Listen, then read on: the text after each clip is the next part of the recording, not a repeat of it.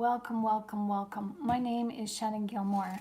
How are you guys doing? It's so nice to see you guys all. Wow. Some new faces, smiling faces, I hope. Yeah? How you guys doing? Oh, wow. Well, it's been a good day for me. I hope you guys had a good day too. Let's get into it. Have you ever asked yourself, what's it like being a narcissist? I mean, really, what's it like being in their shoes? Do you really want to know? Do you really want to go down that rabbit hole? Yeah, I think we need to go down that rabbit hole because some of us still are under the impression that the narcissist has empathy. They don't, my dear. They have no empathy whatsoever. And so that will help you understand what it's like to actually be the narcissist. Now, you're never going to be able to walk in the narcissist's shoes. That's for certain. And I don't think you want to walk in the narcissist's shoes. My hair's kind of messy a little bit, but that's okay. You never want to walk in the narcissist's shoes because it's dark territory.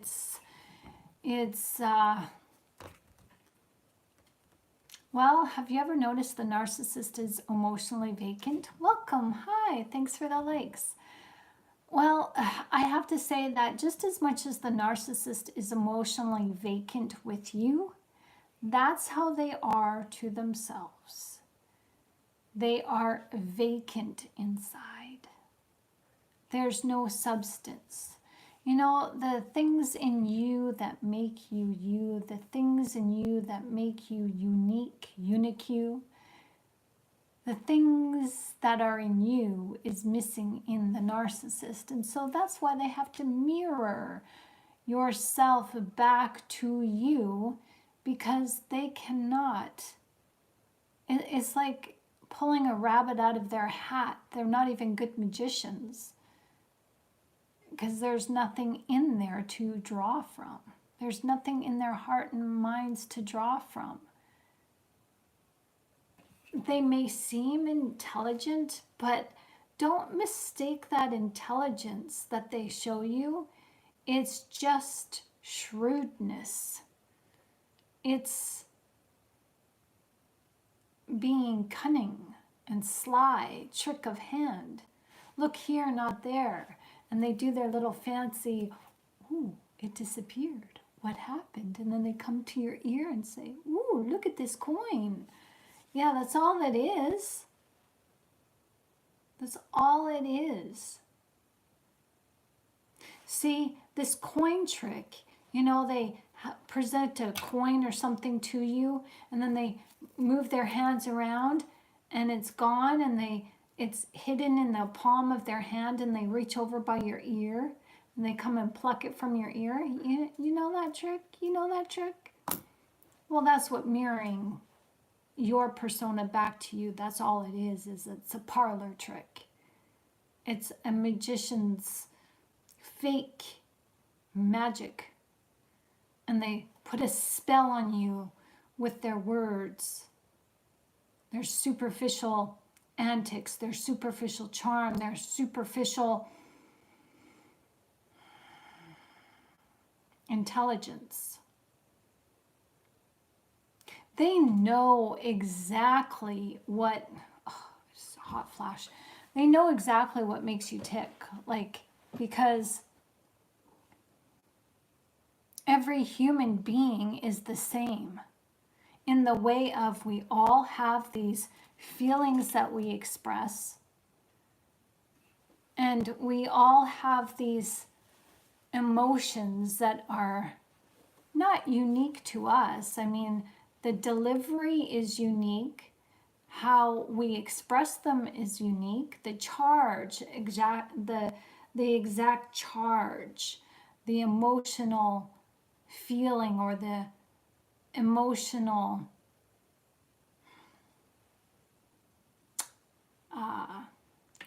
sentiment is unique to every individual. But all of us, what makes us human we all have the same expression, empathy. And because of that, the narcissist uses our empathy against us. I'm sorry, I'm just like going through a hot flash here. I don't know what the heck is going on. I know, TMI, right? I'm about ready to take off my sweater and just...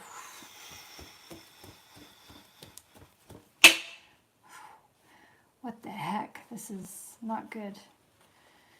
Thought I was done that. Oh well. Anyways, sorry. TMI, right? You know my age now. That's okay. We're all friends here. Welcome. My name is Shannon Gilmore, and you are watching Positively Spiritual. This is your healing hub where you can find answers to finding the root of what is going on in your life in the way of trauma, toxic relationships, understanding narcissism, understanding your own symptoms of narcissistic abuse. And we do all of this in attempts to discover our divinity that's hiding in here. So, let me ask you again. What's the narcissist problem? I mean, have you ever asked yourself, what's it like to be a narcissist? Do you ever want to go down that road? No.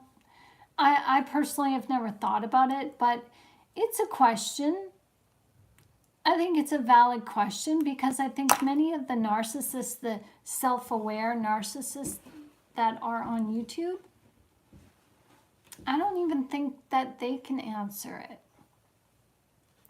Because you ask a child. I remember as a kid when I used to get in trouble. You know, I'd do something, I'd lie, or, you know, I'd do something that was not allowed in the family. And my mom, my foster mom would ask me, Shannon, why did you do that? And I could never give her an answer. Because my mind wasn't mature enough to think like that. And I'd be like, I don't know. But now, looking back on the situation, I did what I did because it was a cry for help, because I was hurting inside, because my foster mother herself, her own voice, she herself told me to deny my family, deny that I have another family. So basically, I was going through an identity crisis. I lost my identity, tried to get it back, didn't know how to, wasn't treated like one of the family. So, yeah, ask me why I do things. I don't have a clue. Back then, I didn't. Now I was lashing out. I was doing stuff as a cry for help. So the narcissist is doing stuff. I'm going to say this as a cry for help. But here's the kicker. They don't want help. And they can't be helped. So what's it like to be a narcissist? Think of somebody who's totally lost.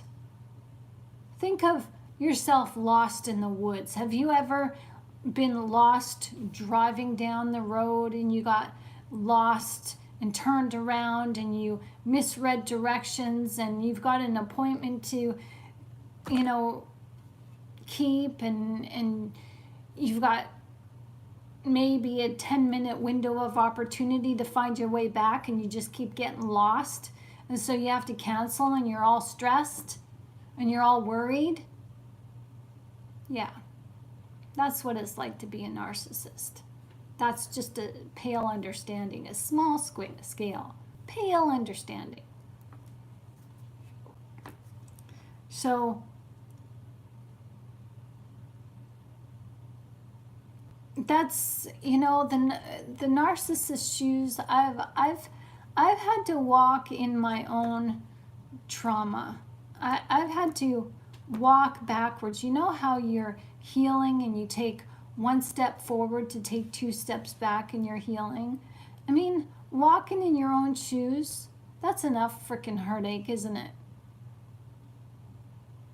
However, understanding what it's like to be a narcissist, I guarantee will help you understand your own trauma and help you alleviate your own symptoms of abuse. When you understand what makes a narcissist tick to the point where you can understand that there's no empathy, there's no substance, this is what allows you to detach yourself. As much as you want to say, and I've said this, I've asked myself this, I've had it asked of me, did the narcissist ever love me? I've said this myself. Oh, frick, I'm hot. Sorry.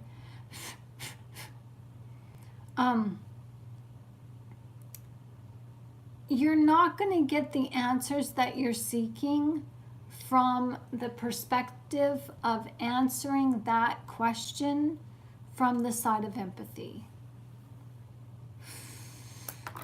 Okay, let me fix myself up here. I've got a stray hair again. I can see it. Just hang on. I'm sorry. I can see it. If it ain't broke, don't fix it. But I was hot. I need to move my bangs. I was hot. Okay, whatever. What F's? Okay, good enough. Okay, so I have asked this myself. Has the narcissist ever loved me? Did they ever love me? This is such a painful question.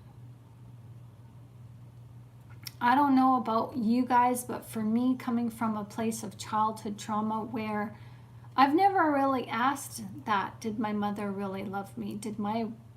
I know my foster mother never did, but did my birth mother ever love me? That is when I went searching on a quest to understand narcissism. I needed answers. My soul needed answers.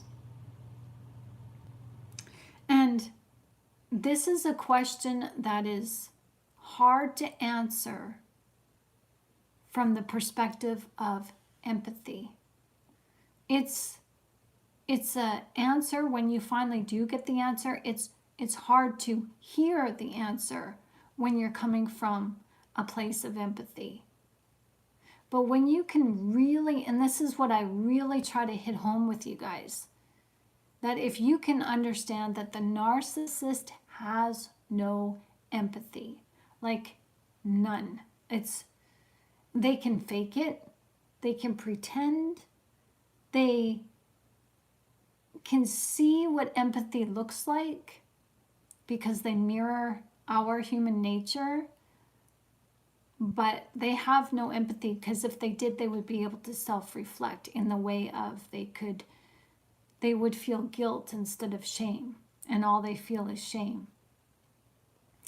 And so when you understand that the narcissist has no empathy, then you're set on the course in the direction of your healing, in the right direction. And this takes some time to grasp. I mean, it takes maybe being rejected, maybe understanding that you've been rejected by someone who rejects themselves, someone who cannot accept themselves, someone who cannot accept you.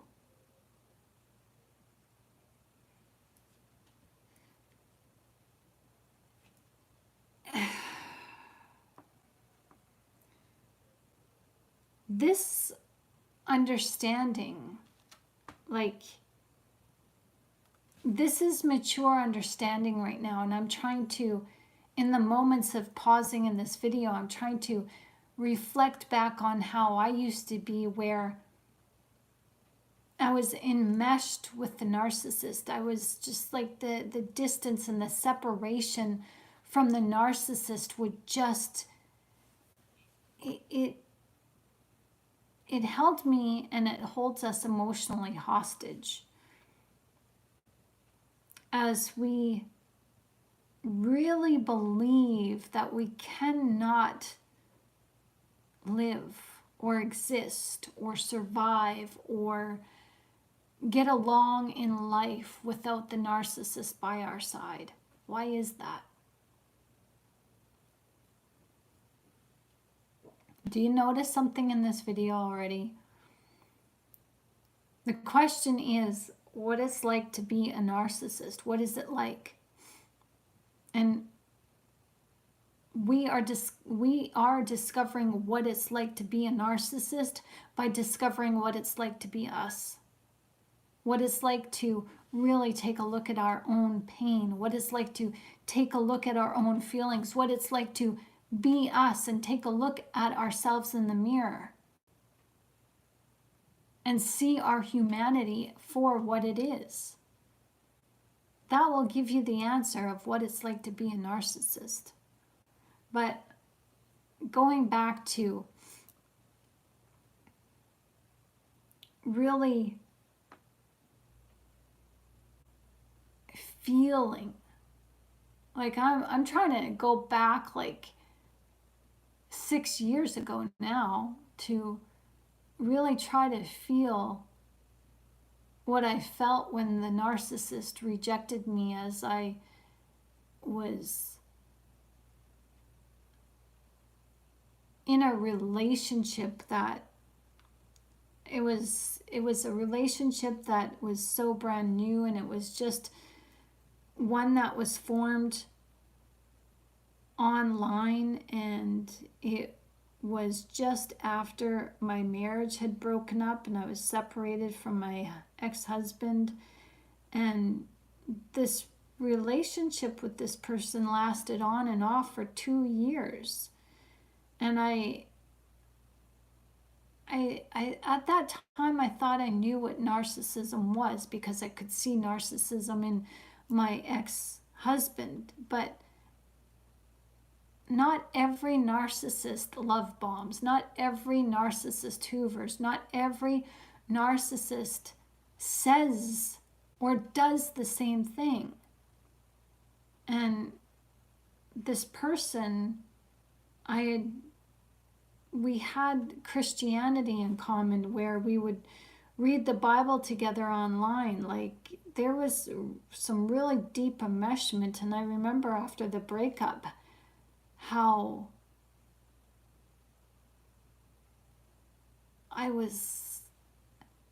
I dealt with this, like I was mourning and grieving such a loss. And now that I think about it,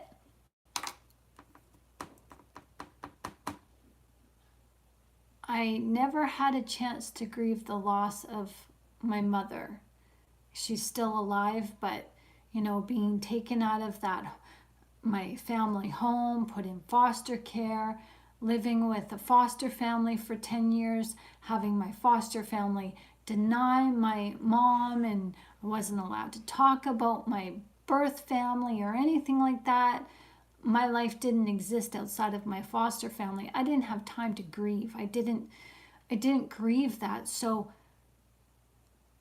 what if we become enmeshed with the narcissist and we find it so hard to let go is because we find our identity in them because they mirror our identity back to us. And it's because we don't know ourselves. I didn't know myself as a child. I mean, many of us don't understand who we are, and we don't know ourselves when we're children. Even when we're teens, we don't understand. We're just forced into the academic system. We're forced to, get involved in sports and, whatever it is, after school curricular activities, or we're forced to do, help the family out, whatever it is, get a second job when we're able, and, whatever. It's like we're identifiable by our families, right? But with me, I wasn't treated as one with the family. I wasn't accepted. So I think many of us do this, where, like I talked about earlier this afternoon, that there's this wound from our childhood that we don't remember. And we carry that wound and it remains open, and we look to the narcissist or somebody, anybody, to heal that wound, because that wound was formed from naturally the people who helped form our character, our parents, and the people who are closest to us in our families. I mean, when you're an infant, you're a blank slate. You have to be shown hate. You have to be taught how to lie. You have to be taught how to tell the truth.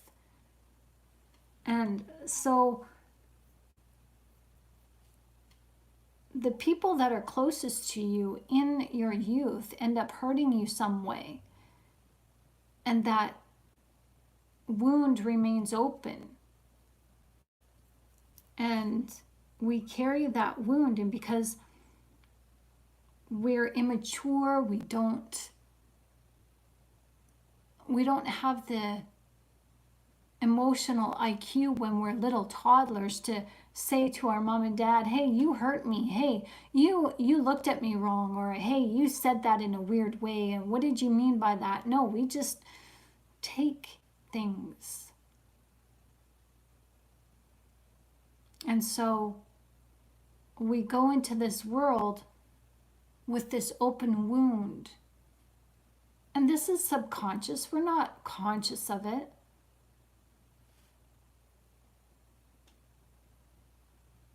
And we don't realize that we have the ability to heal this wound. It's us who heals this wound. The narcissist shows us where the wounds are, but it's us through Jesus who heals them. It's his unconditional love. When we accept who we are, you're gonna have flaws. It's natural to have flaws. To err is human. Have you ever heard that saying? To make mistakes is a sign that you are growing. If you never made a mistake, you would never grow. If you came out of the womb perfect, and you did, you came out perfect. A blank slate. You came out of the womb perfect. It is your parents and those people closest to you, their imperfections were forced onto you. And that's what you're reacting to now. The feelings of their imperfections they had on themselves, they had about themselves, they projected onto you, and you absorbed it. Because as a blank slate coming out of the womb, that's what you were meant to do. You were meant to absorb feelings. You were meant to absorb other people's feelings so that you could use that as a springboard and form your own identity, your own character through those feelings that you emulated. So what's it like to be a narcissist? I don't know. I imagine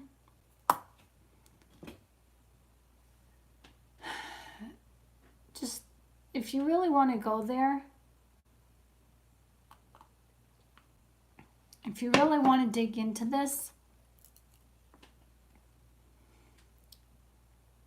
narcissists are individuals just like us who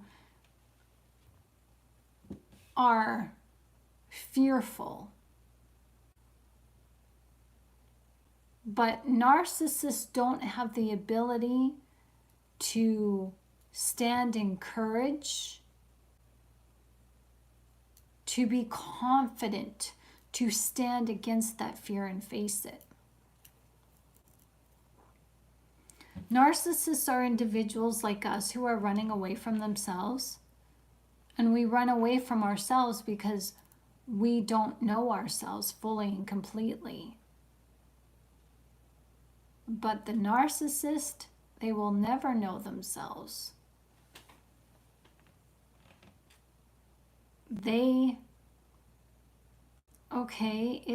It's like Esau. Esau in scripture. Hi, Global Solidarity. How are you? 20 years looking, 20 years marriage, 10 years understanding the liar. Now I know myself. Her last word was, I was most Jesus-like. Wow. Wow. Wow.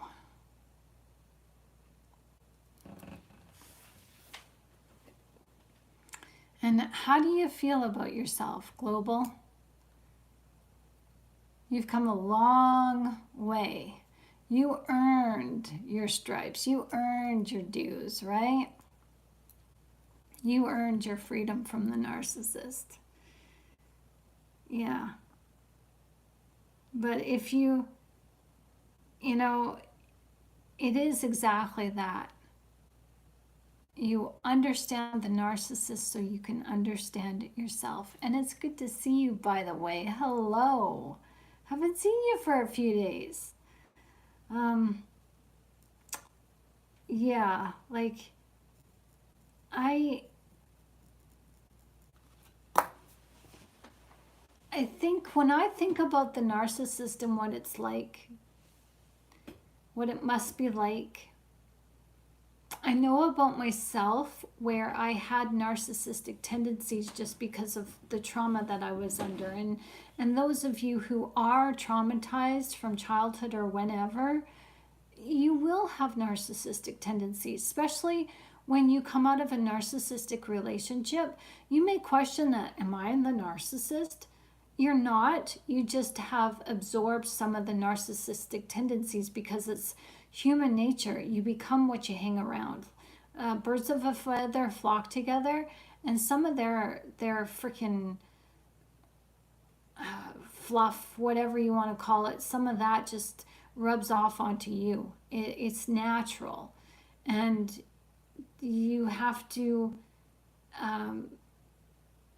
bathe your brain in God's word. You have to, really take a look at yourself and understand who you are so that you can rid yourself of the enmeshment and that soul tie, that energetic tie that you have to the narcissist that has you kind of thinking like them, kind of doing things similar to what they're doing because they've forced you into subservience.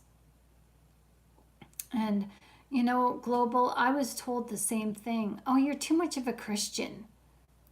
Really? There was one time where the ex was changing my tire, and it was, I had to wait 2 weeks for him to change my tire. So I was 2 weeks without a vehicle.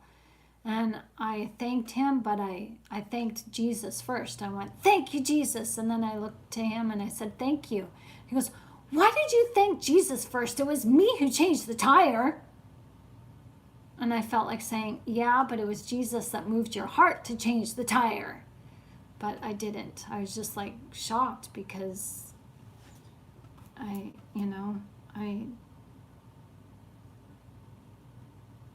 yeah. So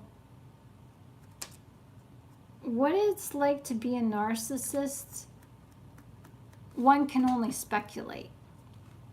But if you look at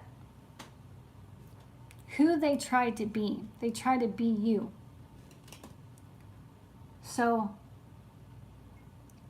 have you ever been in a position where you tried to meet mom and dad's standards? Have you ever had a sibling who got straight A's and you didn't, and you tried to measure up to that person, or tried to, you had a mentor, or you had a teacher or somebody that you looked up to, and you tried to do your best in order to measure up, but your best was never good enough? Your best never got the attention of your parents? Your best never got the attention of your brother or sister, and you guys never became close? That might be something about the narcissist, in the way that they can't try. So they don't even bother. They don't even bother trying their best to do their best.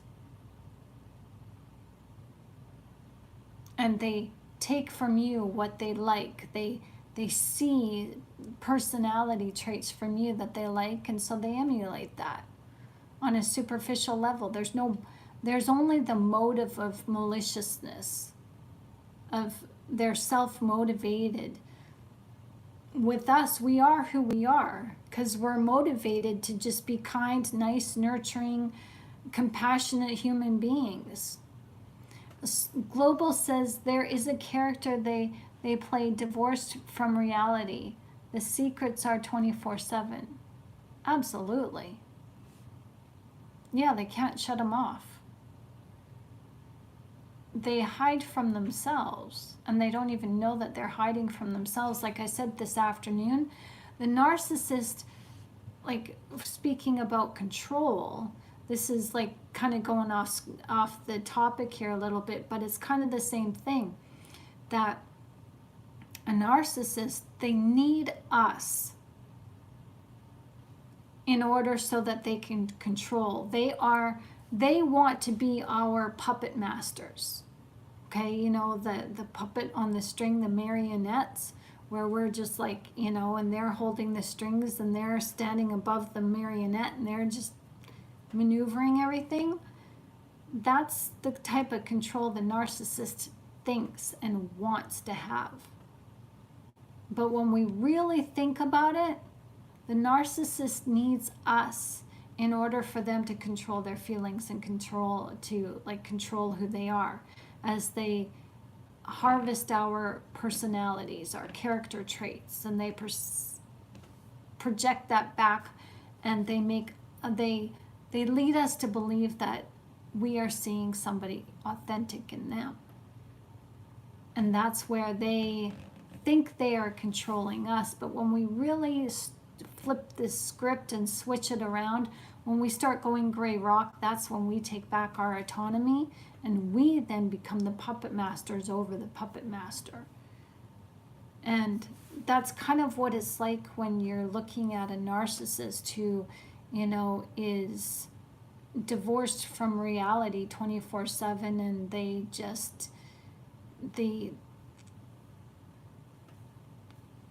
need us, because if they didn't have us to reflect some sort of personality, they wouldn't be able to survive.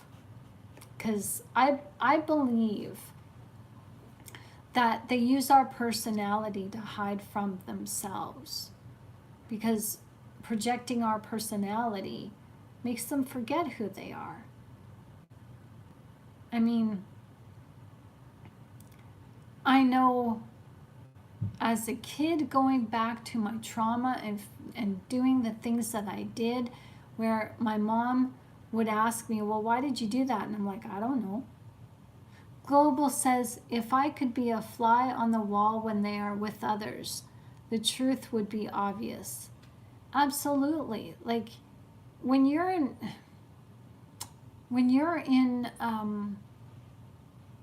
just a social gathering with the narcissist, and you just remain quiet and you just sit back and you just observe, like a family gathering, those meals where you share Thanksgiving and Christmas dinner with the family, and you just sit back and politely, you know, have some superficial conversation, but you're really just in the zone of being self-aware, and you're just taking a back seat and detaching your emotions from everyone, and you are just sitting there observing. Oh yeah, so you'll get an eyeful. Suddenly you see your siblings or even your parents. Oh yeah, the truth comes out. And your mind is spinning because you're really like, yeah, the truth does come out because you see them for who they really are. And there's always a hidden motive. Everything the narcissist does is with motive. And it's a malicious motive in the way of self-motivated. It's, see, with unconditional love, we naturally put other people first. The narcissist can only appear to put other people first because putting other people first makes them look good. And if they look good, that makes them feel good. I personally don't care what people think about me, as that is where we need to get, because it's not our business to know what other people think about us. We're supposed to, God says, mind your business. All that matters is what God thinks about you. And when you come out of the narcissistic relationship, that is going to be very difficult to understand. And all that matters is what you think about yourself. And you have to learn how to love yourself all over again. You have to learn to have a deeper love for yourself than you've ever had before. Global says their emotions are come from power over or control. Yeah, absolutely.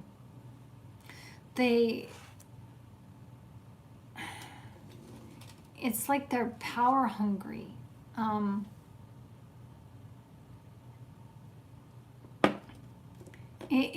It's kind of hard to really understand fully and completely what a narcissist is and what it's like to be a narcissist, because we will never be one.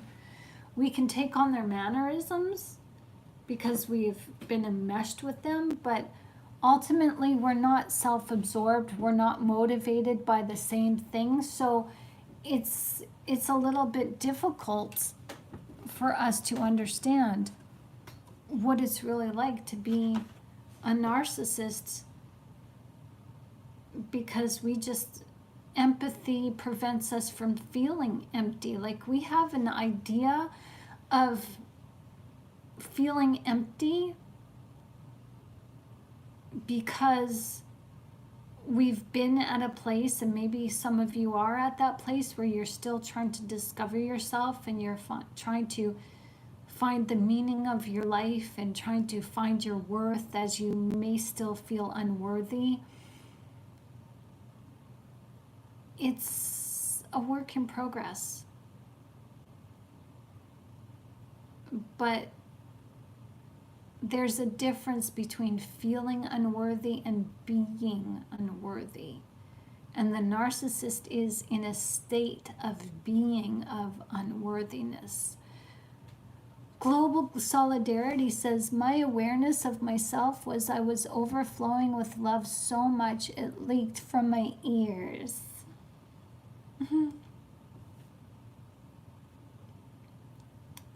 Aww. Aww.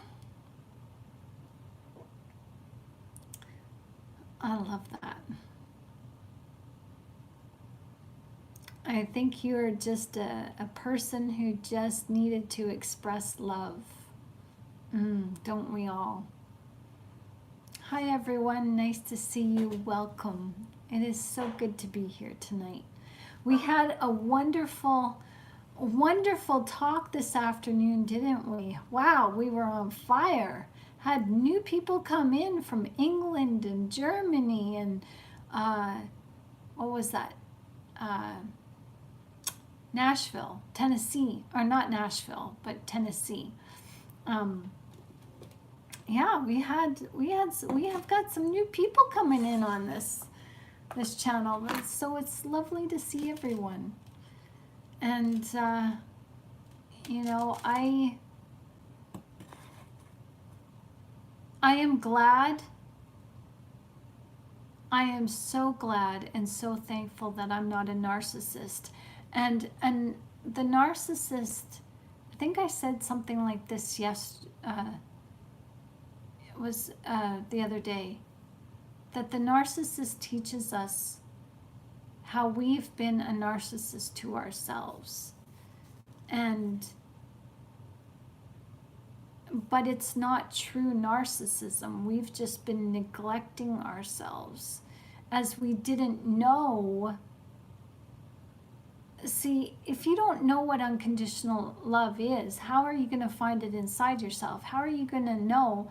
Like, yes, the Bible says that we're unconditional love, that we have to, okay, the Bible doesn't say we're unconditional love. It says that God is unconditional love, and the same light that raised Jesus from the dead to life is in us. So that lets us know that we are unconditional love. But that's hard to come by when you've never felt it. So it's hard to see it. It's hard to know it. It's hard to believe it.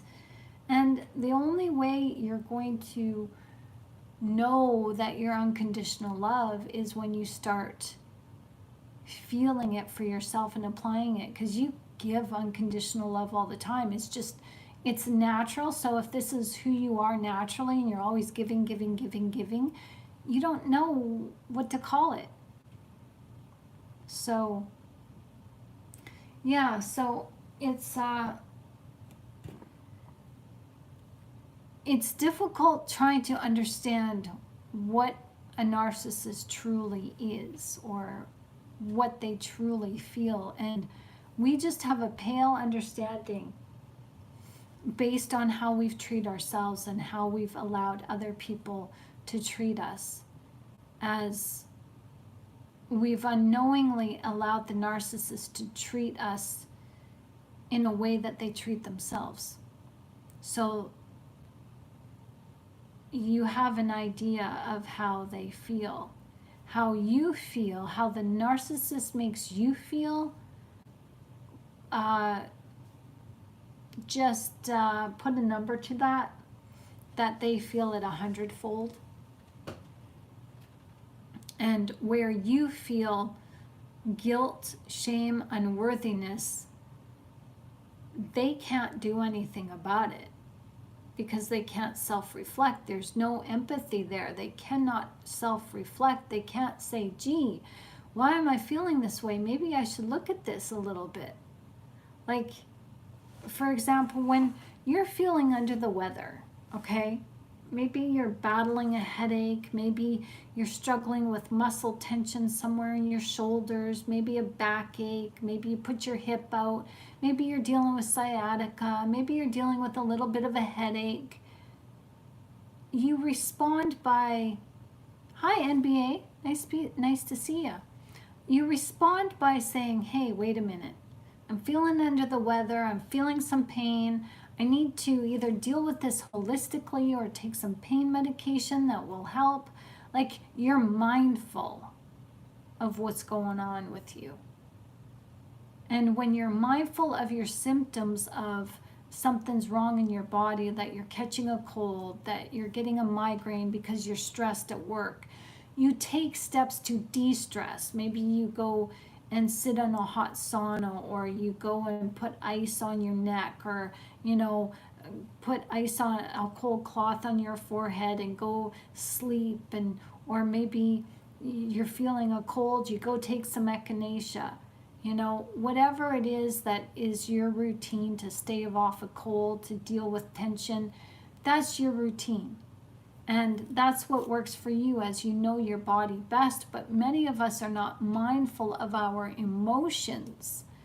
And so we've got these symptoms of emotional unrest, emotional sickness, a soul sickness. We've been soul infected by the narcissist, but we're not yet mindfully aware of ourselves. We're not self-actualized, that everybody feels, everybody has these feelings. These are naturally and innate within us. So we just go about our day doing what we're naturally feel, and we don't think anything of it. It isn't until the narcissist comes into our lives and makes us feel really bad about ourselves, makes us feel really crappy, makes us feel unworthy, and exponentially compounds on that unworthiness that we're already feeling. Then we take a look and say, hey, something's wrong, but I can't put a name to this. I can't figure this out on my own. And because we don't know how to address it, we think, well, gee, they're making me feel unworthy. I guess I really am unworthy. Gee, they're making me feel like I'm an idiot and I'm dumb. I guess I really am an idiot and I am dumb and stupid, and I'm just like, I'm inept, and I'm not fit to run my life. I need somebody's help. Like, gee, I just don't know how to balance a budget or make a budget and balance my bank account. I guess the narcissist is right. I'm stupid. We believe that because we don't know the symptoms of emotional trauma. We know something's wrong, but yet there's not a quick fix. Like, we know our bodies best, but when we don't know ourselves yet, we can't figure this out. So just consider that emotional pain and how it functions much in the same way as a cold or symptoms of bodily pain like stress and muscle aches. We go through, the soul goes through stuff like that. And so when we become mindfully aware, we can better take care of ourselves. And the healing medicine is different, but how you heal emotionally is up to you. And everybody heals differently. Some people, take time out to exercise, to de-stress when they're stressed. Some people take the day off when they feel like they're getting a headache, because they're just, susceptible to migraines. Some people stay away from certain foods because they have allergies. Well, what if we're allergic to the narcissist and we don't even know it? What if, our symptoms of pain comes out in abuse, but it's the soul's allergic to reaction, trying to stave off the infection that leads to sepsis? Like, have you ever seen what what sepsis is? It's like it's in your blood. It's an infection in your blood. And the narcissist is somebody who has soul sepsis, and they try to just infect us with that. And the only reason why we heal, and the only reason why we can heal, is because we have this life-giving, healing power. Just like in your blood, you have an immune system that if you eat the right foods, if you exercise and take care of your body, we talked about this afternoon, that if you take care of your body's going to take care of you because of your immune system. And the Bible makes it clear that the spirit is in the blood. So if you are healthy, Your blood is keeping you healthy. Your immune system is top notch. But what about your soul? The light inside of you is your soul's immune system and keeps you immune from the infection, the toxic infection of the narcissist. Because the narcissist is dead inside.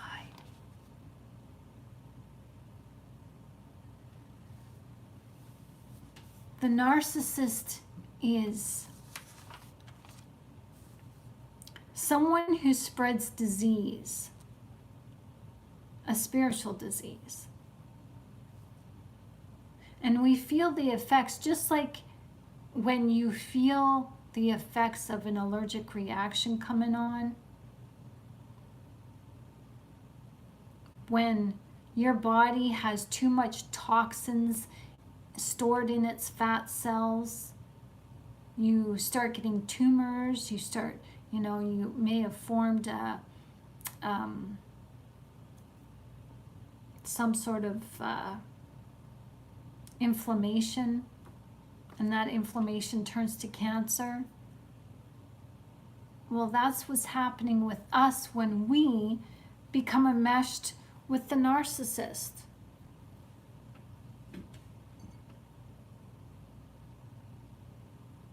But we can't die. We can spiritually decay, and that's what we're seeing. Our symptoms are a spiritual decay from being infected and having spiritual relations by sharing bodily fluids, by sharing and having the soul attachment to the dead, the narcissist, the person who cannot love, the person, I know this sounds harsh, but what does the Bible say? The Bible says that you can have all these works in place, but these works, your faith even, without love is meaningless. Your works without love is meaningless. So the things that the narcissist does, they're acts of seemingly good-natured, they're acts of giving, they're acts of help, they're, coming to our rescue. Yeah, we're just gonna...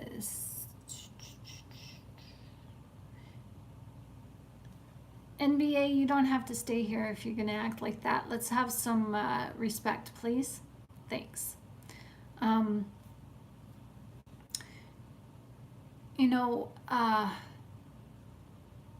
I forgot what I was saying.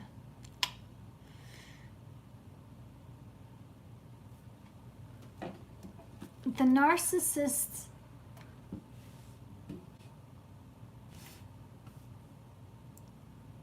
appears to do good things. They have this appearance,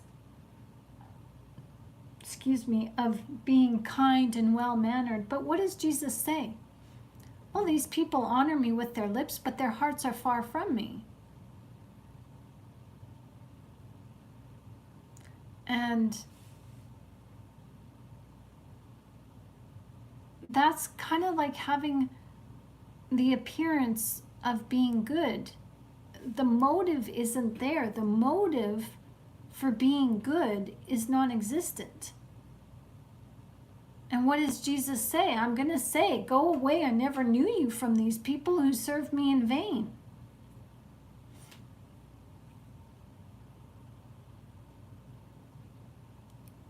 So, did you need to talk, do you have anything you need to say, NBA? Are you hurting? Are you okay?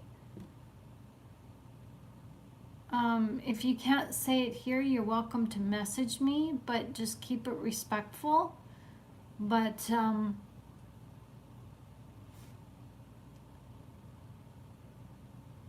now's not the time to answer that question. We're talking about narcissism here on this channel. So,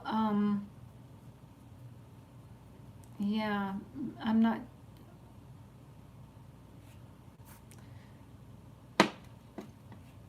So, yeah, like, you guys are giving me something to think about. I just never thought about this on such a depth. Like, I know for myself, my ex-husband, he showed this confidence. And that's what I admired him about, because he had no fear, and he used to always say, oh yeah, I'd be like, how can you do that? How can you just be so confident like that? Like, what's the story? Like, what are you doing? Because I would be like, I want confidence like that. And he'd be like, no fear, man. No fear. That's what he would say. He's like, no fear. And I think that comes from this grandiose sense of self, this delusion of grandeur, that they're self-entitled, that they're entitled and they're above everybody, and that they're deserving of good things, and they can do no wrong. That's where that no fear comes from. And I'm just like reflecting on that tonight, and I'm just like, if that's the cost of having no fear, I don't want it. I want my no fear to come from putting my trust in Jesus and having my faith rooted in the light, because that's where our protection comes from. That's where, God says you don't have to do anything. God will fight for you. I want that. I want to fear God in the way of healthy fearing, in the way of He's my Father in heaven, and I don't want to disappoint Him.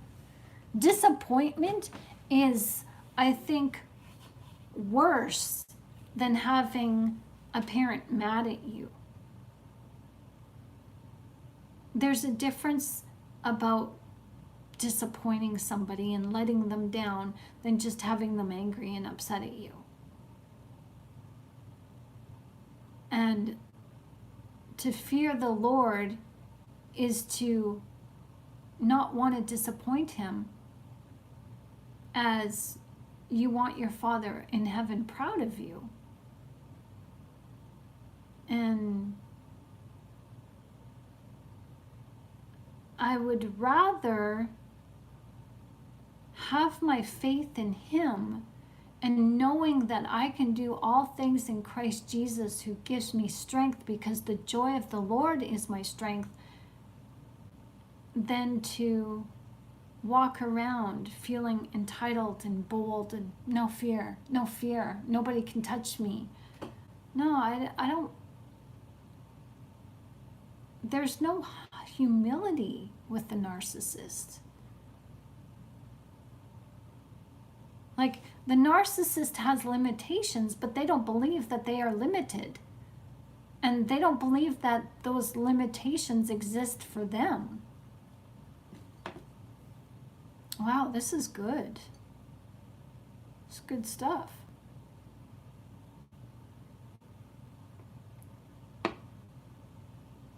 So, understanding the narcissist helps you to really ask yourself some questions. It helps you to become a little bit more self-aware as you come to understand how you and the narcissist are truly different. As you begin to understand how you are truly set apart from the world, and you realize that the narcissist is of the world. And God uses the narcissist in your life, in your reality, to get you to come up out of the world in here, where you disengage worldly passions and worldly desires, and those worldly negative unwanted feelings like jealousy and rage and covetousness and revenge, and the need to feel justified and vindicated, and feeling the need to be loved and be noticed and be wanted.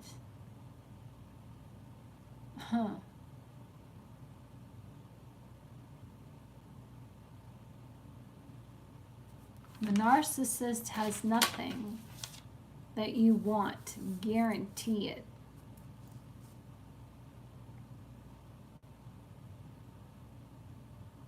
The narcissist doesn't even hold a candle to who you are.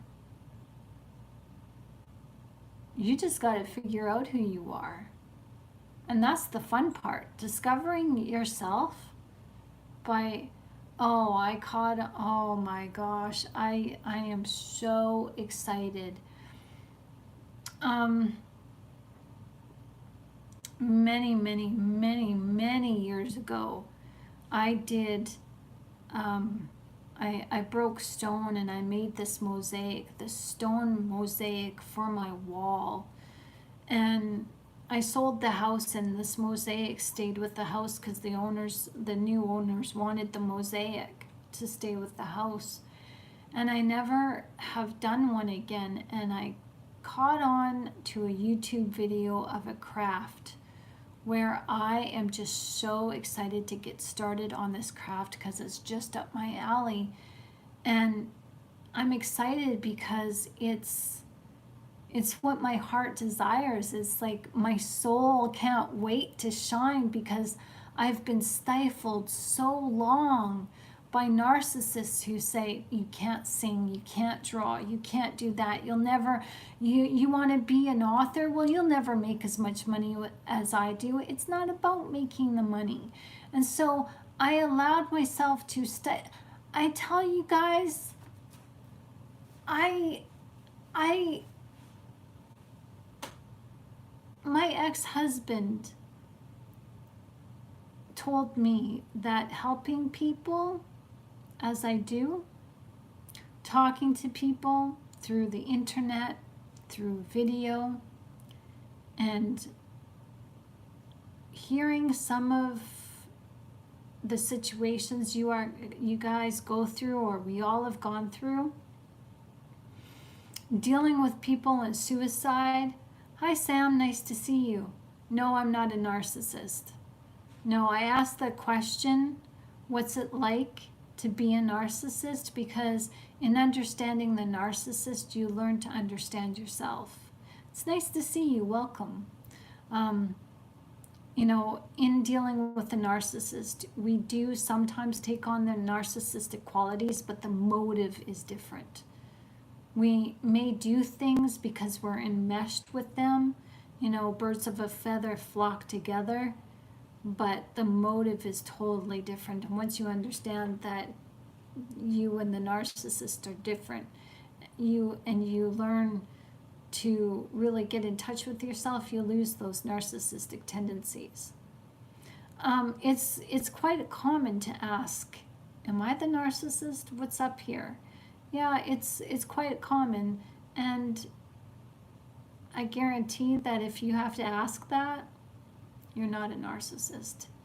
You probably have just been hurt by them, and you've taken on a lot of their qualities for however long you've been with them. It's natural. It's natural. Like it's what becomes habitual behavior feels like instinct. So your brother is a narcissist sociopath.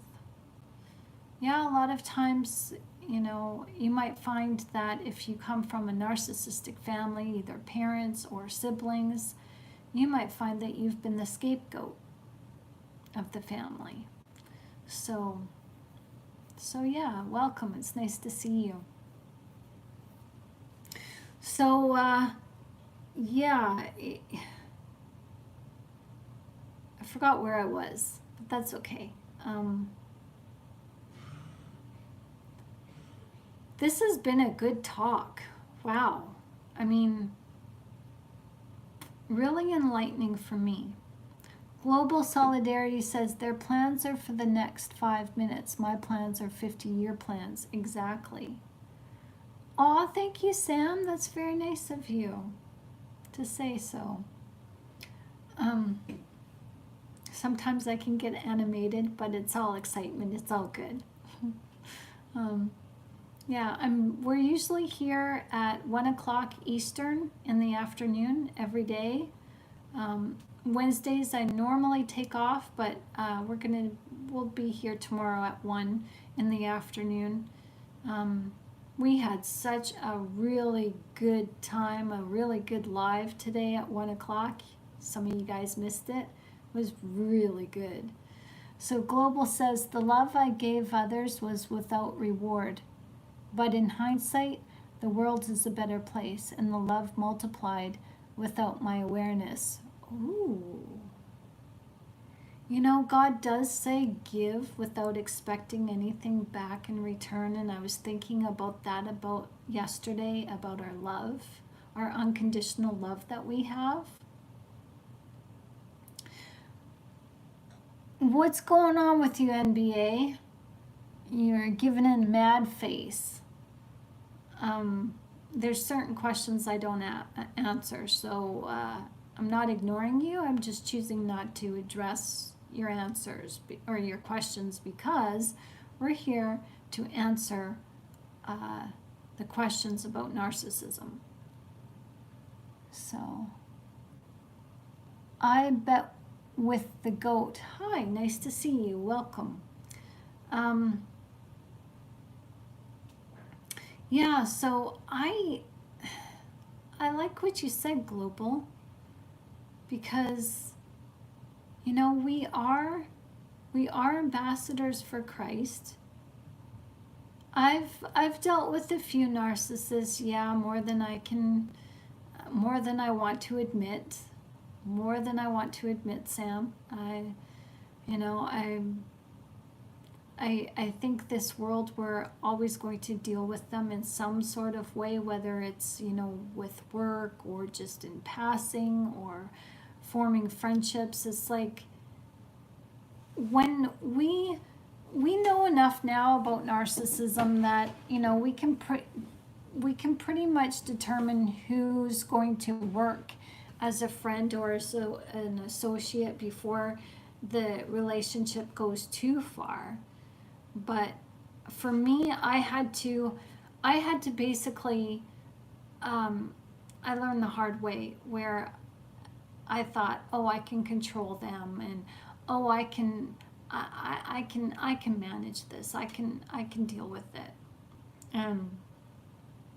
Every time I thought I could handle it, I noticed that the narcissistic person, each narcissist I was going through, it was like rinse and repeat, but each narcissist was more extreme because the stronger that I got in my resolve, the harder they fought back, the harder they pushed back. After I broke up with my ex, she threatened to off herself. Then the next day she smeared me to my friends with random texts. Normal narc behavior, ? Absolutely it is. I bet with the goat said, made that comment. Thank you for your comment. Yeah, it is. It's narcissists are dangerous that way. Some narcissists will actually, okay, here's,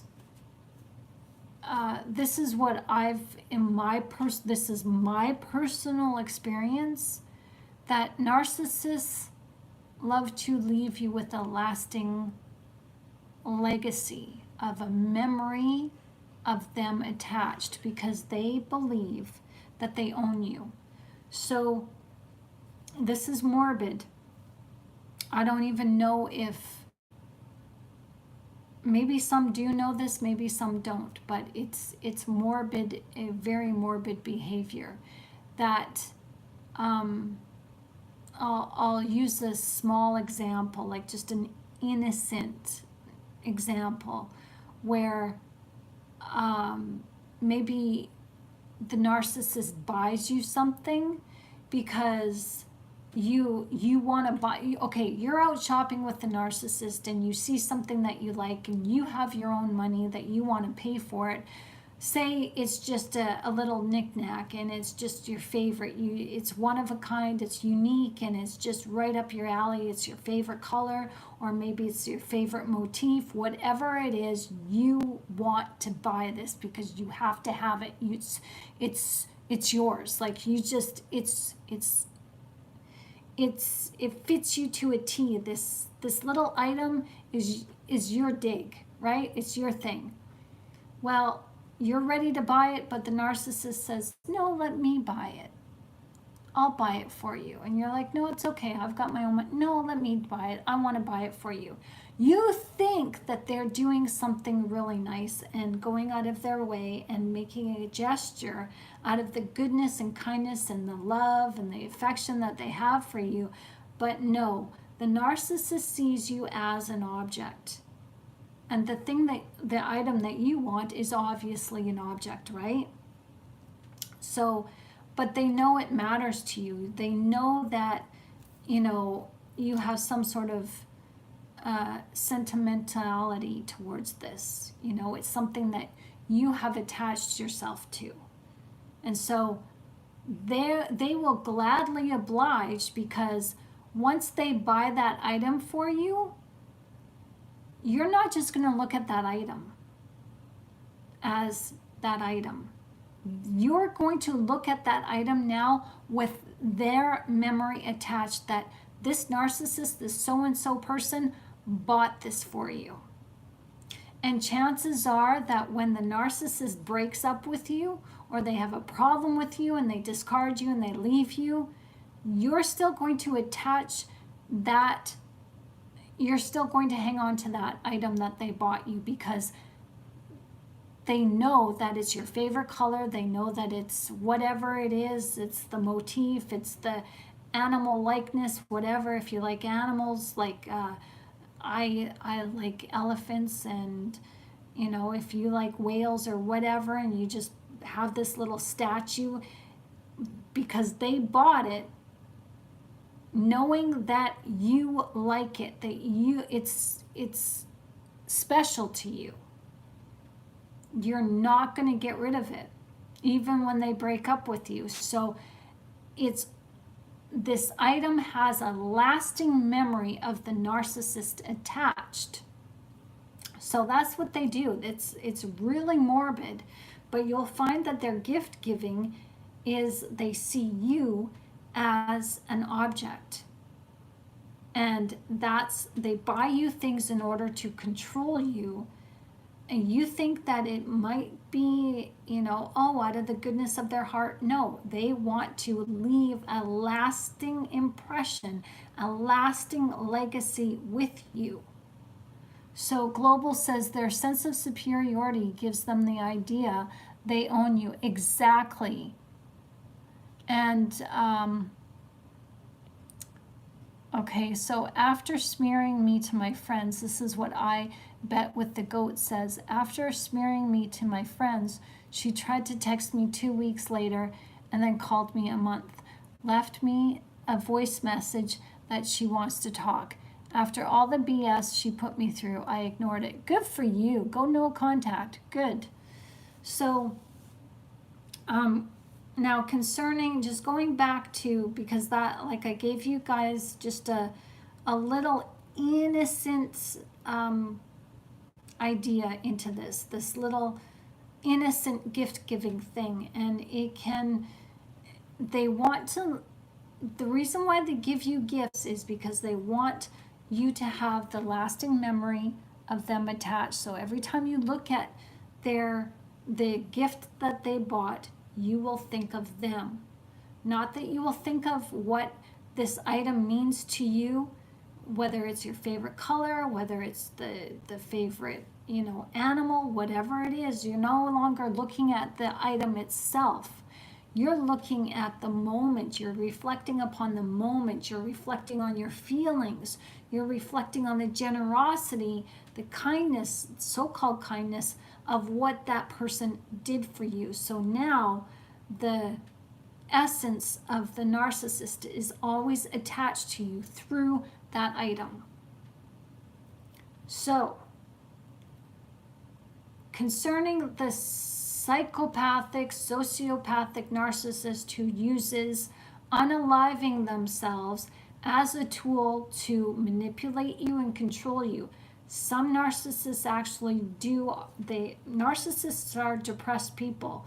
So, some narcissists do have issues of unaliving themselves, suicide. They have, many of them have attempted, many of them have a secret, they carry their secrets where they've attempted that before, or they want to. It's common that they quite often think about that. And so in attempts to control you, they will use that to do that in order to get you to do what they want. And sometimes the narcissist will, I've had it,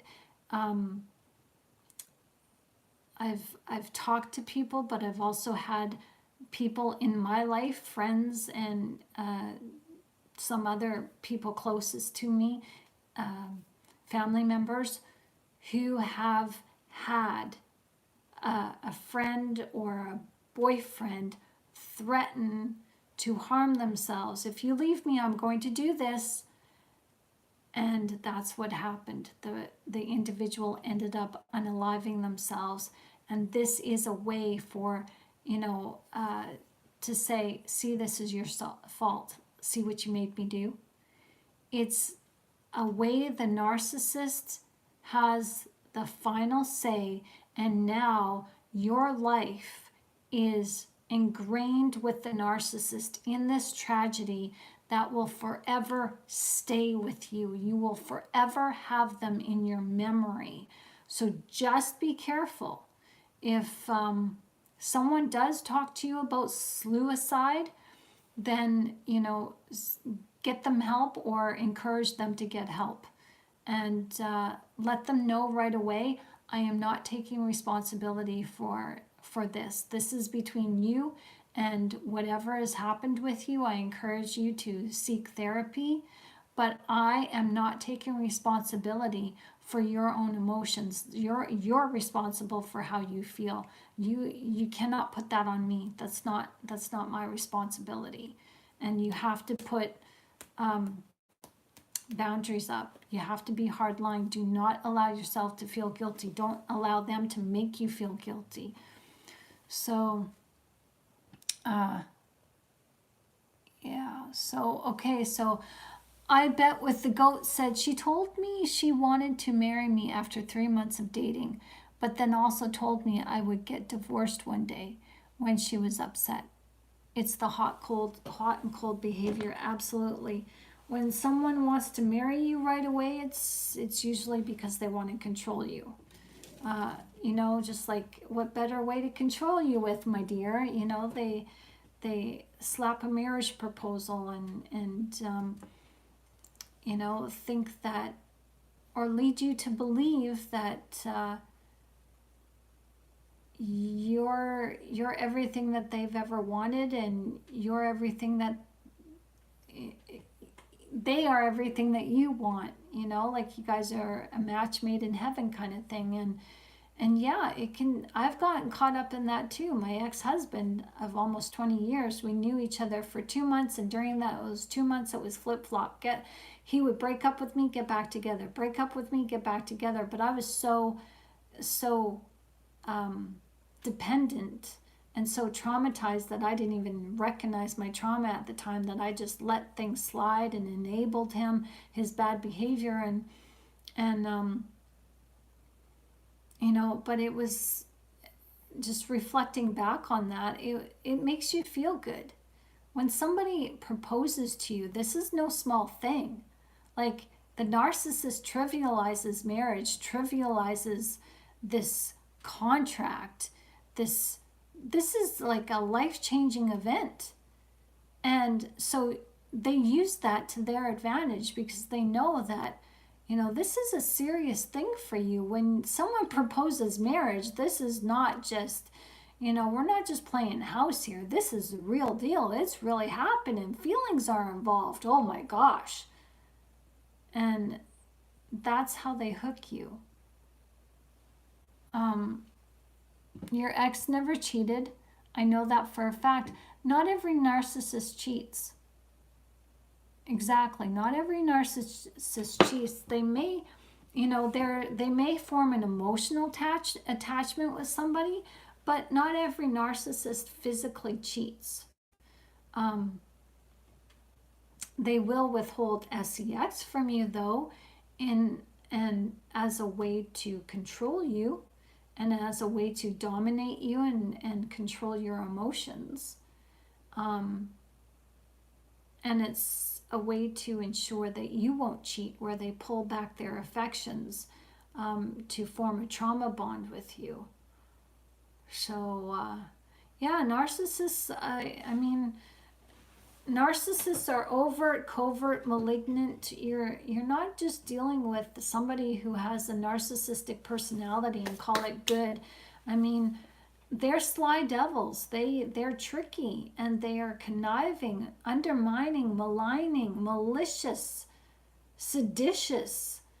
I mean, the narcissism can be mild to severe, and it just depends on, it kind of depends on you a little bit, because if you don't have healthy boundaries in place, then there's no need for the narcissist to really get diabolical with you. But, once they start crossing that line, and once you put up that boundary, then you kind of force their hand. And I'm not saying anything to blame shift. It's just the dynamics. It's the dichotomy of the relationship that you have with the narcissist, that the more you stand up for yourself, the more you have these healthy boundaries, the more you say no to the narcissist, the more they push back and try to get you to relinquish that no, and get you to drop your boundaries and get you to do what they want you to do. And if you don't do that on your own free will, they will force you. And if they can't force you, then that's when they leave and they go find somebody else who's an easier target. But yeah, so like I said earlier today in the video, that I had to talk the narcissist out of RAPE, me, as I got myself into a situation where I thought I could handle the narcissist, but I had boundaries in place, and he wasn't taking my no seriously. And I would say no, but then he would progress just, kind of inch forward, and I'd be like, no. And then he'd inch forward. I'd be like, I said no. And he'd inch forward. And I said no. Like, no, like, what are you not understanding? And his narcissism was comorbid, and I saw the strength of this person took me back. Like I said in the video earlier today, I said that, God put words in my mouth to help me talk this person down, and I had to downplay the seriousness of it and pretend like I was play wrestling with him. And it was a situation that was really, really like scary. Yeah, so don't, I'm telling you guys this because when we're talking about suicide, and I have to watch what I say because we're not even allowed to say the proper word on YouTube anymore. But when someone is threatening to unalive themselves, you can never know when somebody is serious or joking.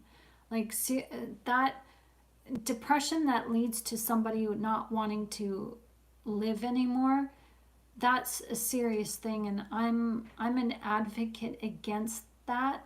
And I do have training, so if you guys are feeling like you're depressed and you feel or you know somebody that wants to do that and end their life, you're welcome to talk to me.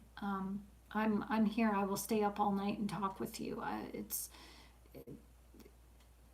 This is my experience. Is I have hours and hours and years of suicide intervention and prevention. I do have a workbook.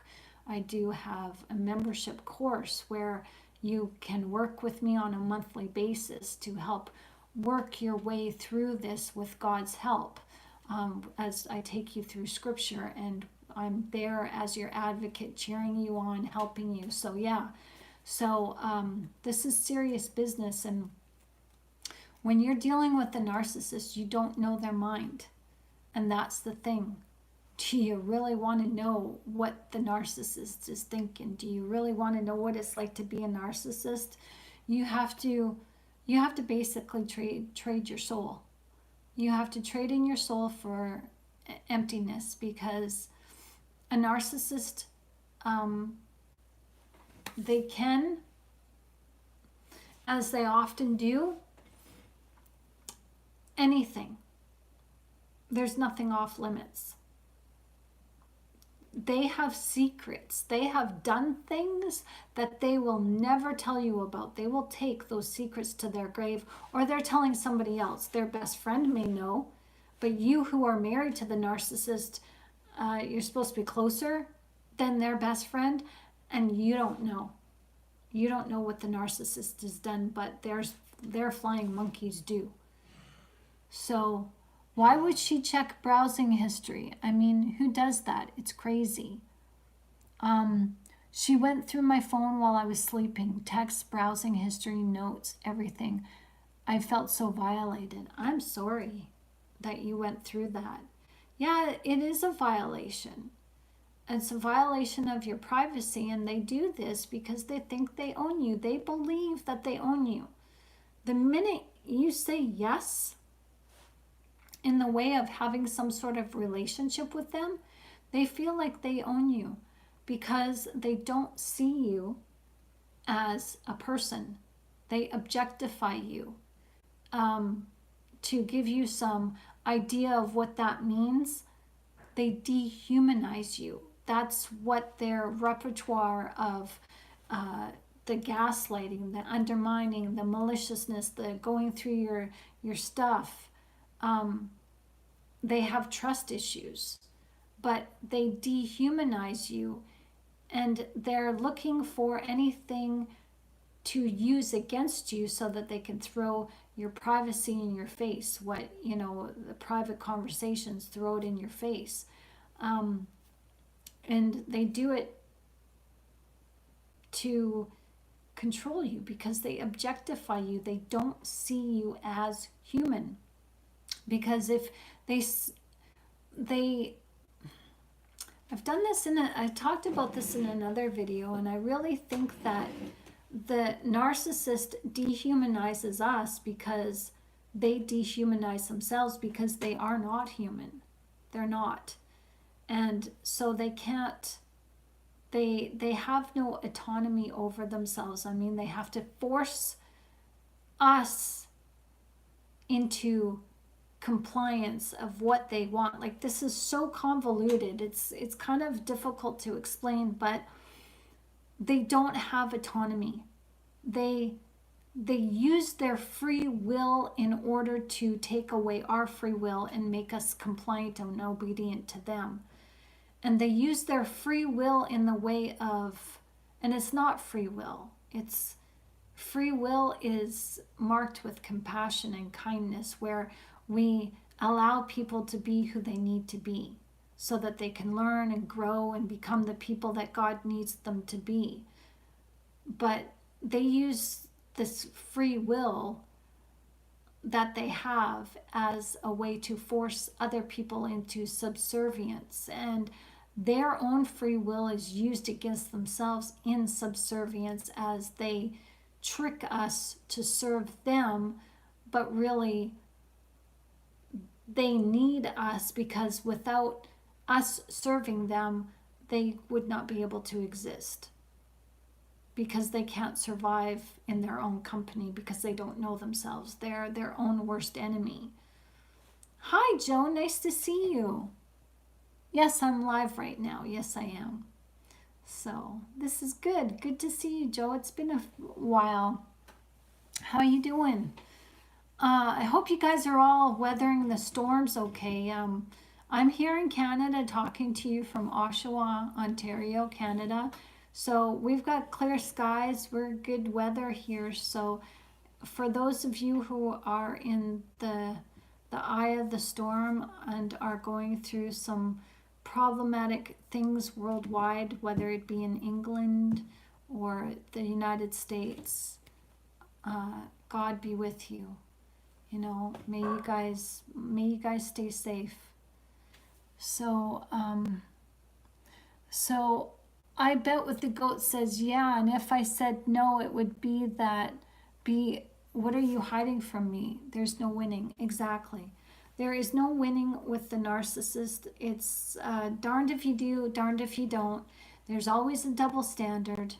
Yeah, there's just no winning, so why bother trying? You know, it's once you understand who you're dealing with, you are going to come out of it winning in the way of, yeah, okay, you're going to feel the hurt. You're going to feel like nobody comes out as a winner when you leave a relationship. Even healthy people who have healthy relationships and the two of them decide, sorry, it's not working, there's no winner in a breakup. However, you do end up winning, because when the narcissist leaves you and finds some other supply, I don't like that they find somebody else, but we just pray that God protects that person. When you come out of this is where your healing begins, as you learn to really understand yourself, as you learn to understand the narcissist so that you can understand yourself. I mean,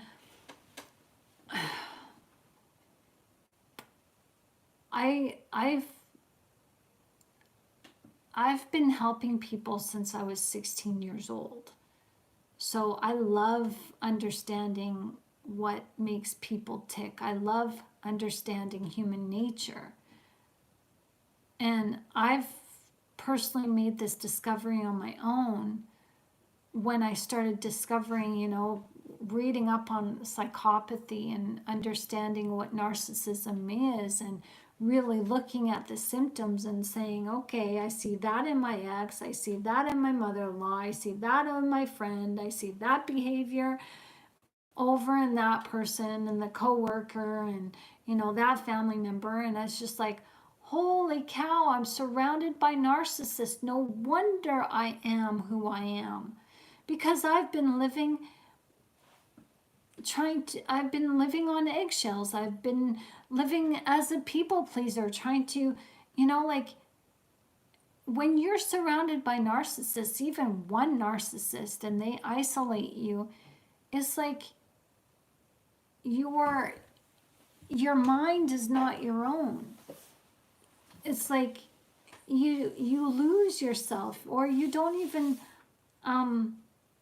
get to know yourself properly, because somebody's always telling you what to do. Somebody's always, you know, seems to have your best interest at heart. But then you understand the narcissist, well, they're just self-motivated. They're just in it for themselves. So when you start sticking up for yourself, that's when real trouble can happen.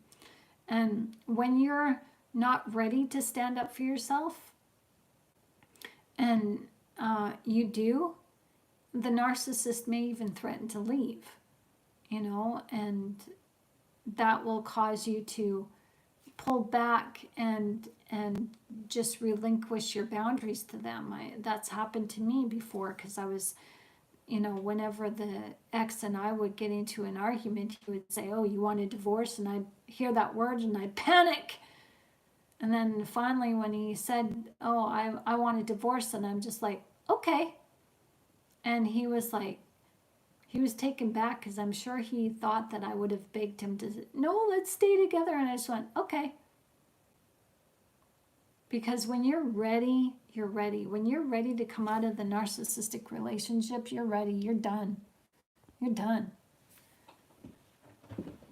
So Joe said, "Yeah, I just went through this a few minutes ago." Oh, how you doing? Are you doing okay? Oh my gosh.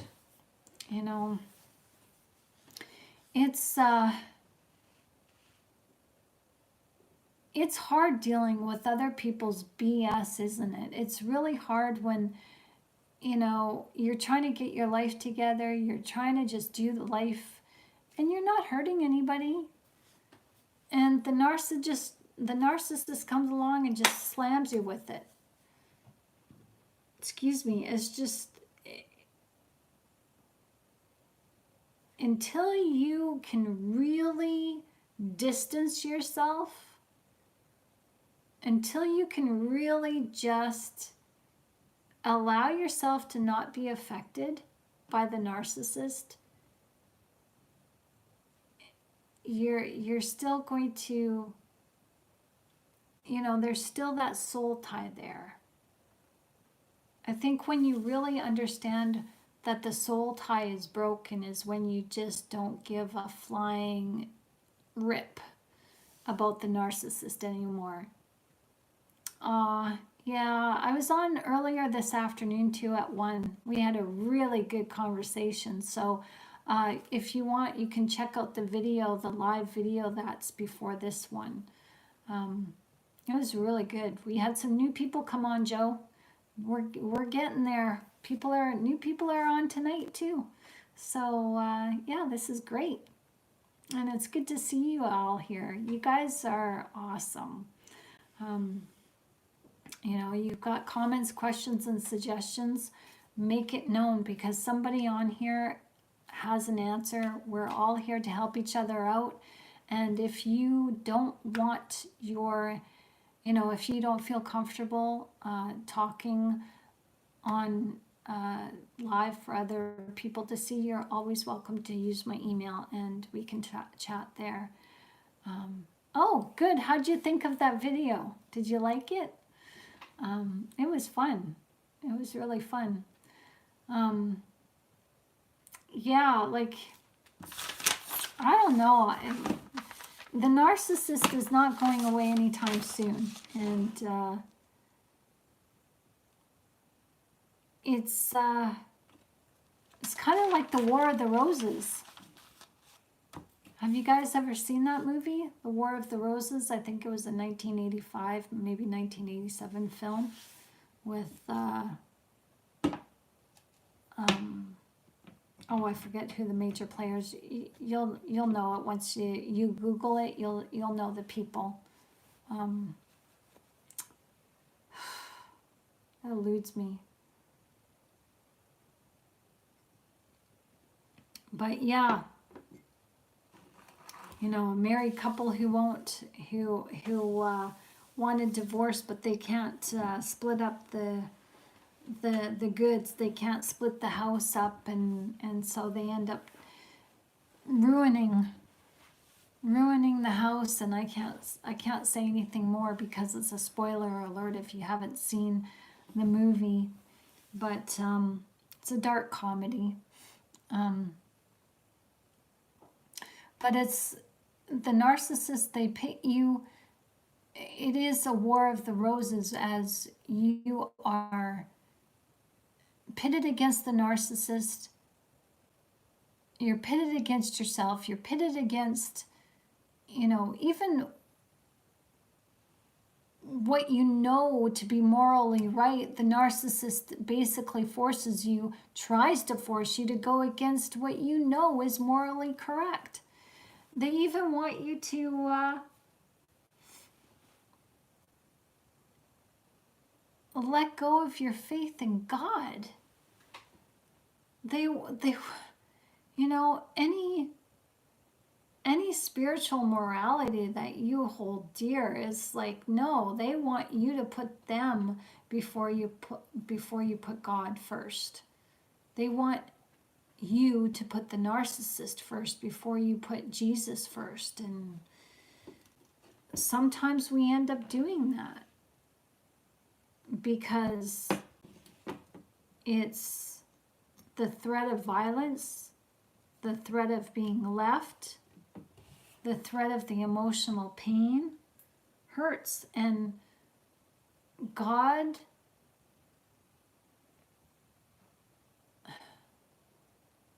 this is God's unconditional love, where he loves us so much that when we turn back to him, he's there waiting for us. He's there with open arms, and he's like,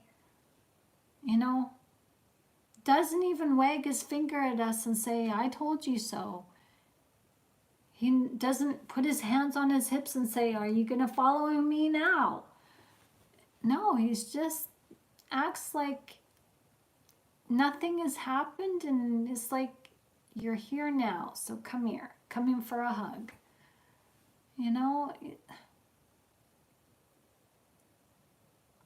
The unconditional love, and that's something that we learn too, is when you come out of the narcissistic relationship and you turn back to God, or you turn to God like you have never turned to God before, and you really embrace that relationship with him, you really get to understand the unconditional love and what it looks like and what it actually means. And it's just so beautiful. It's humbling.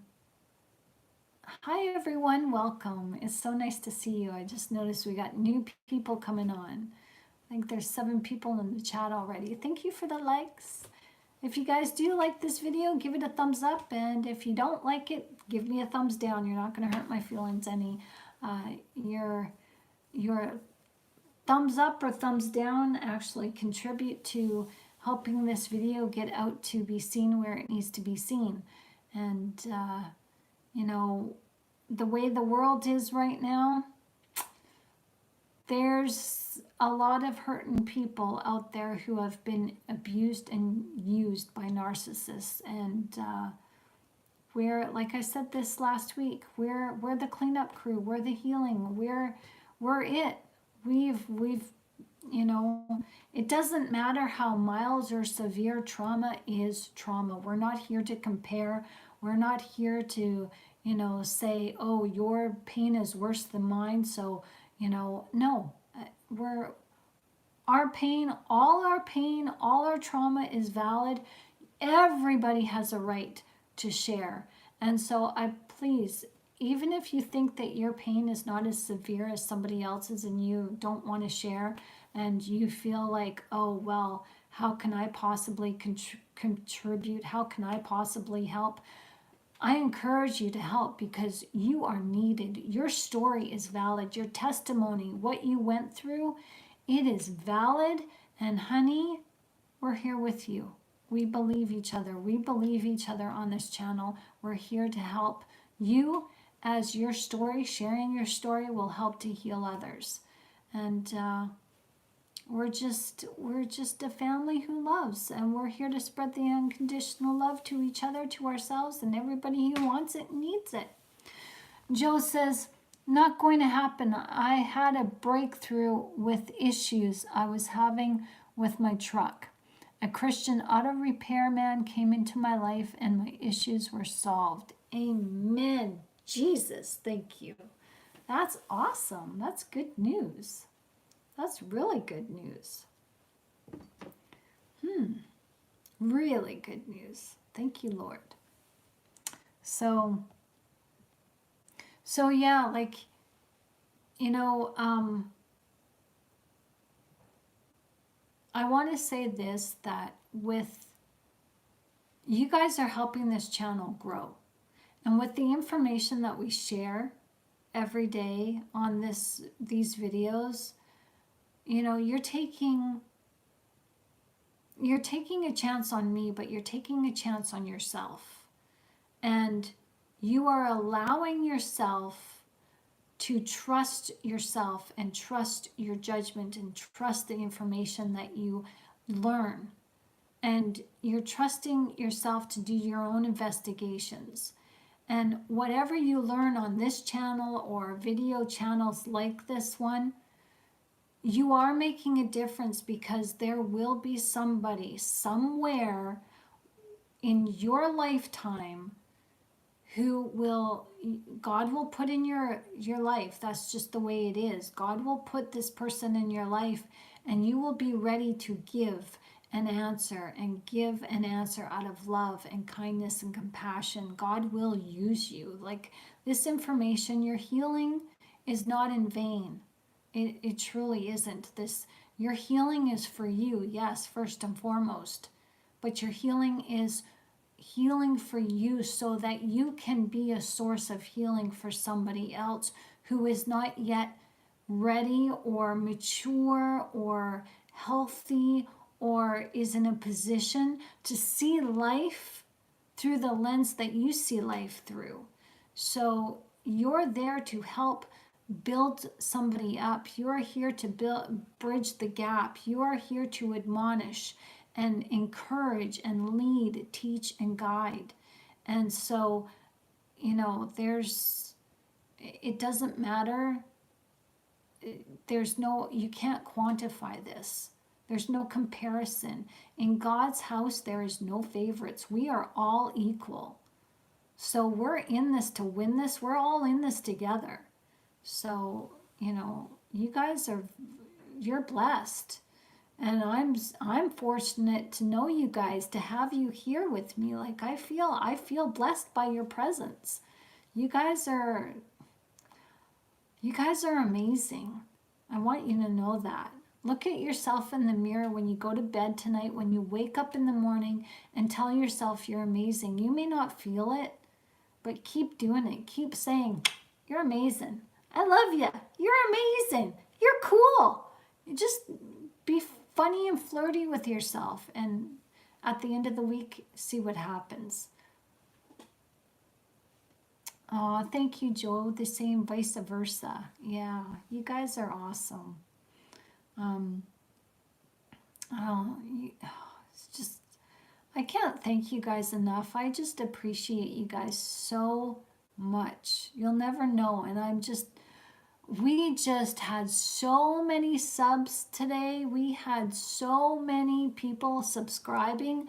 I think we had 6 subscribers today. And that is good for this channel. So thank you. That's awesome.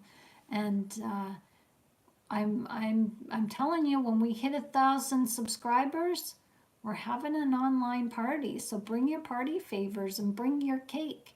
And someone here, his name is Jim. He was on the live this afternoon, and he was talking about that he's a vegan. I'm a vegan, and we both eat vegan and organic foods. So, you know, if you're a vegan, it doesn't matter. If you're a meat eater or whatever, come to this party, bring some recipes. Let's share some cookie recipes or something. Like, let's just do this. Let's just have fun and celebrate our wins and our successes, and just enjoy each other's company. And I'm looking forward to that. I think we might even have some sort of raffle, some sort of prize that, you know, you guys, I don't know, draw some names out of a hat, and I'll send you guys a gift or something, you know, as my way to say thank you. So we'll do that too. So it's going to be fun. Yeah. I'm excited. Who doesn't love a party, you know? it's an excuse to stay up. Global Solidarity says, most will not watch hour-long videos and 5-minute videos. Allow the sharing awareness with algorithm. Yeah, I know. It kind of sucks, but you know what? It is what it is. And I'm thankful that you guys do stay with me for as long as you do. Like, you know, take what you can throughout the rest. And, you know, I just like getting real and honest. I mean, sometimes I do, well, you know, I do talk from a script now and again, but, you know, right now, and sometimes I don't. And I find that just interacting with each other and sharing our questions and our comments together, it really brings authenticity to what we're doing here, you know, for our own selves and for other people. So I'm just thankful that you guys hang with me. That's cool. You guys are right. You guys are awesome. So, but yeah, so I guess it's time for bed. It's a school night for many of us. I'm not in school. I'm glad, thankful. But some of you guys might have families and it's late, and we've talked. So I hope that if you guys still do have comments or questions, you're welcome to comment down below and I will answer, and somebody will answer. Or you are welcome to share your question in a private email. I will not solicit you for, you know, to purchase my products, but I will encourage you right now to purchase my products. I have a Ko-Fi, ko-fi.com/Shannon Lynn. That is my online library. I do write books. I am a published author, a Christian published author. I do write little e-books, e-courses for you in your transition of healing. And so if you want to check it out, let me know. If you download something for free or sign up for a membership, or, you know, just download a book, let me know. Read it. Let me know if you find errors, or you want to, you know, you find something that you don't agree with. You're welcome to just email me and we can just talk it out. I'm here to learn. I want to grow and learn. You guys are my backup as we're each other's backup. So thank you. And your purchase supports me as you guys help me to pay my bills, because if I can't pay my bills, I can't stay here and do this live. And I can't stay here and do this because writing is what I do. It's in my blood. So yeah, so anyways, I'm going to say good night, and I will see you back here tomorrow at 1 in the afternoon Eastern Standard Time. Sound good? I would really love to see you there. I look forward to seeing you there tomorrow, and it's a pleasure meeting you all and seeing you guys again. So until then, sleep well. Good night. God bless. Mwah. Thank you. I appreciate you guys. Air hugs. Air hugs. Yeah, air hugs. Night night.